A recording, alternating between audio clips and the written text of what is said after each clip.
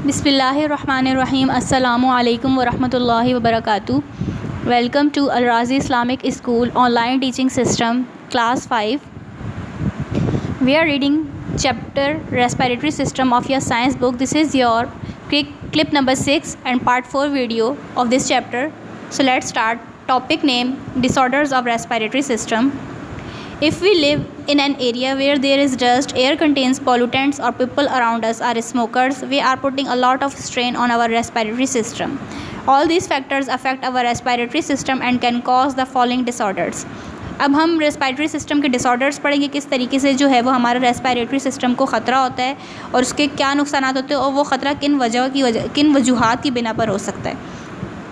अगर हम ऐसे एरिया में रहते हैं कि जहाँ पर बहुत ज़्यादा डस्ट हो, धूल मिट्टी हो और जो है हवा जो उसके अंदर बहुत ज़्यादा जो है वो मिट्टी वगैरह शामिल हो और बहुत ज़्यादा स्मोकिंग करने वाले लोग रहते हैं वहाँ पर, जैसे कि स्मोकर्स हो, सिगरेट पीने वाले, तो वो क्या होगा, बहुत ज़्यादा जो है वो इफ़ेक्ट पड़ेगा हमारे फेफड़ों पर, हमारे रेस्पिरेटरी सिस्टम पर।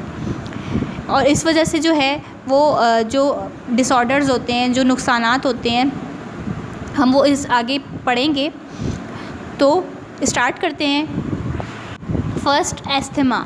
Asthma causes bronchial tubes to become narrow due to inflammation.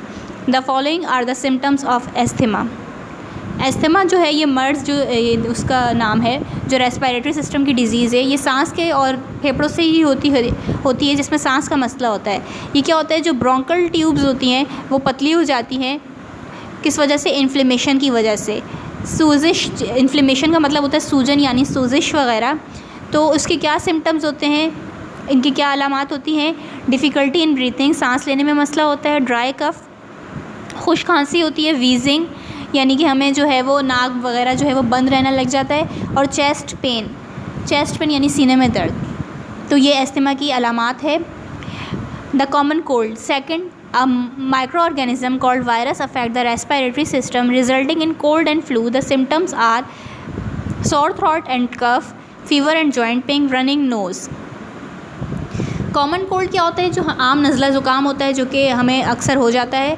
तो इसका क्या होता है कि वायरस होता है जो हमारे रेस्पिरेटरी सिस्टम पर अफेक्ट करता है और इसके नतीजे में क्या होता है कि कोल्ड फ्लो, जैसे सर्दियों में हमें नज़ला ज़ुकाम हो जाता है। और इसके सिम्टम्स अलामात क्या है? सोर थ्रोट, हमारा गला जो है वो बिल्कुल कड़वा सा होने लग जाता है और हमें खांसी होती है। फीवर, बुखार होता है और हमारे जोड़ों में दर्द यानी जॉइंट पेन होता है। और रनिंग नोज़, हमारी नाक बहने लग जाती है। Generally the common cold completes a circle of a few days and fades away on its own.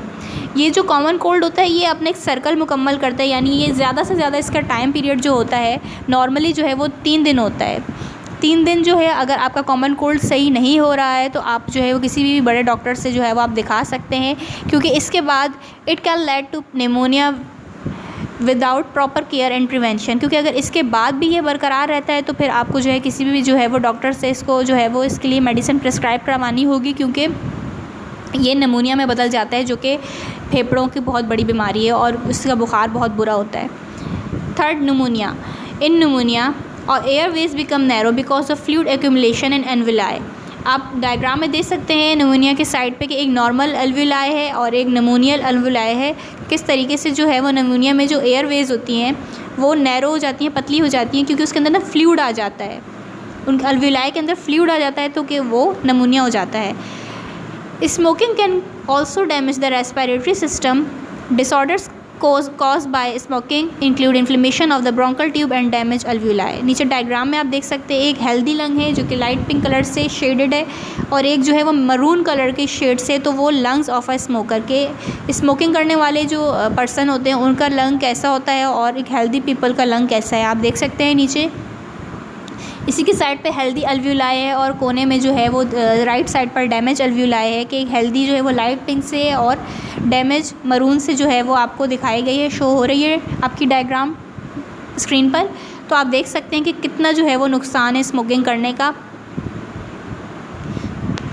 Smoking में जो है वो हमारी ब्रोंकल जो होती हैं, ब्रोंकल, उसमें जो है वो इन्फ्लेमेशन हो जाती है ब्रोंकल ट्यूब में, और वो क्या होती है जिसकी वजह से हमारी अल्व्यूलाई जो है वो डैमेज हो जाती है और वो जो है इस तरह से रेस्पिरेटरी सिस्टम जो है पूरा जो है वो डिस्ट्रॉय हो जाता है, पूरा ख़त्म हो जाता है, इफ़ेक्टेड हो जाता है उसकी वजह से।